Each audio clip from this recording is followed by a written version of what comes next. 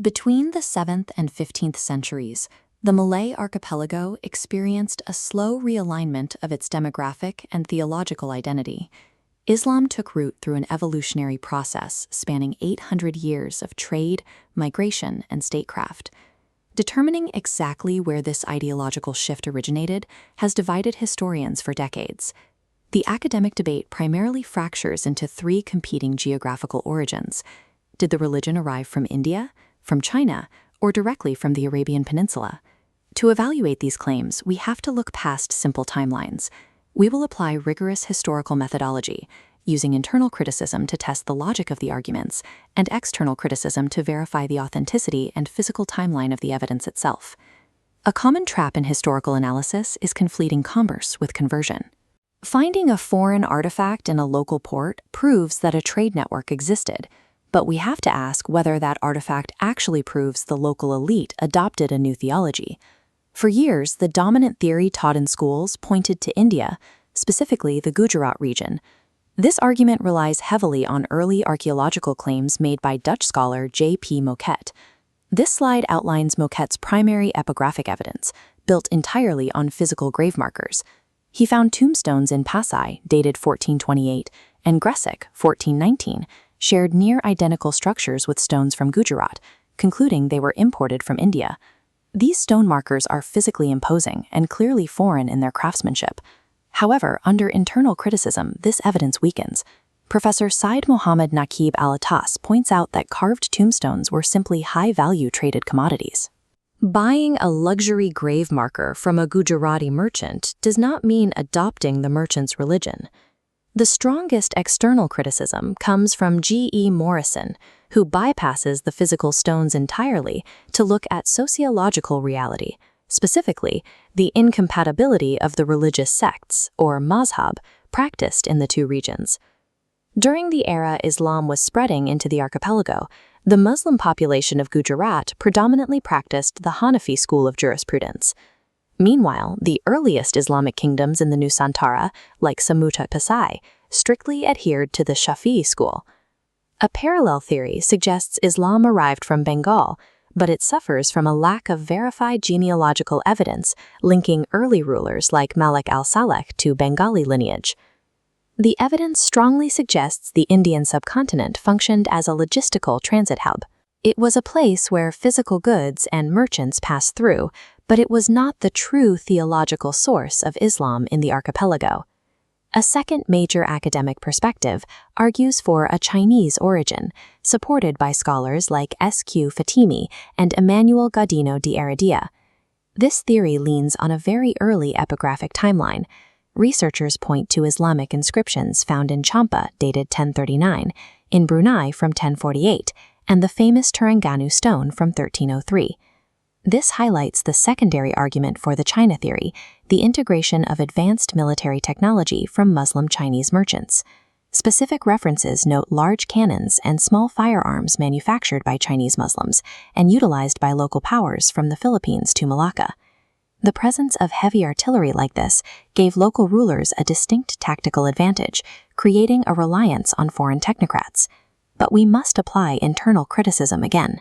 We have to question whether the presence of a minority class of weapons manufacturers and merchants was sufficient to alter the core religious structure of the Malay palaces. The formalized conversion of an entire royal court requires deep political and theological alignment.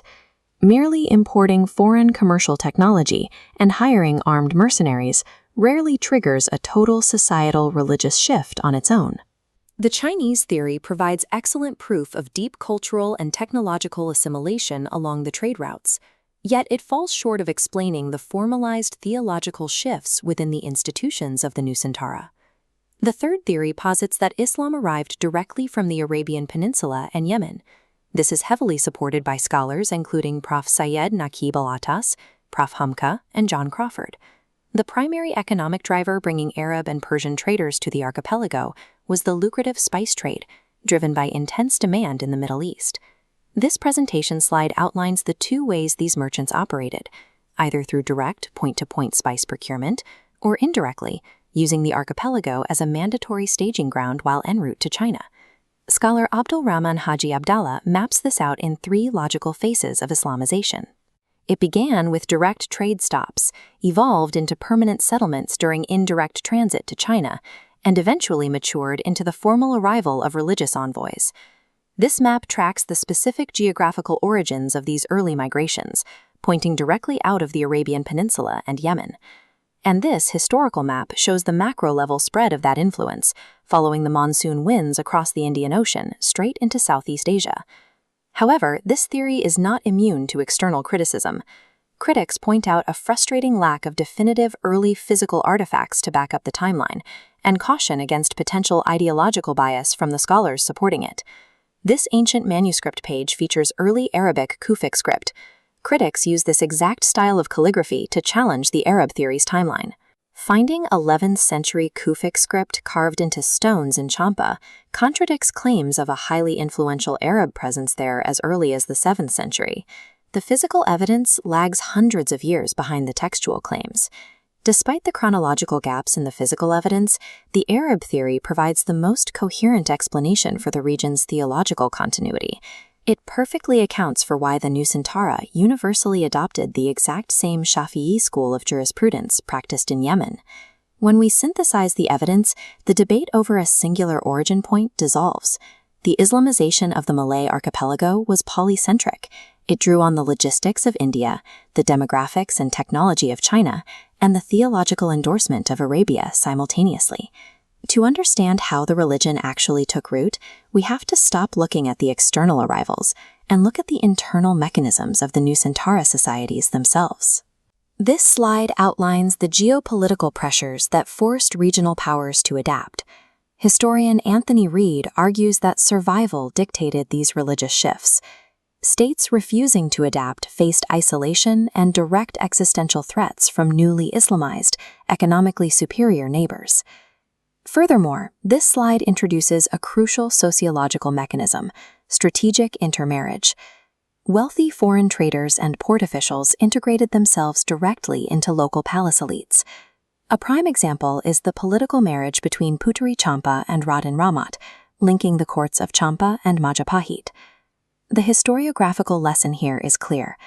Isolated physical evidence, like Moquet's imported tombstones, only proves the logistics of global trade. The actual adoption of a theology happens through geopolitics, marriage, and statecraft. A global web of competing civilizations fueled the Islamization of the Nusantara. Ultimately, the true value of historical study lies in cross-examining physical evidence to reveal these multi-layered networks rather than accepting a linear narrative.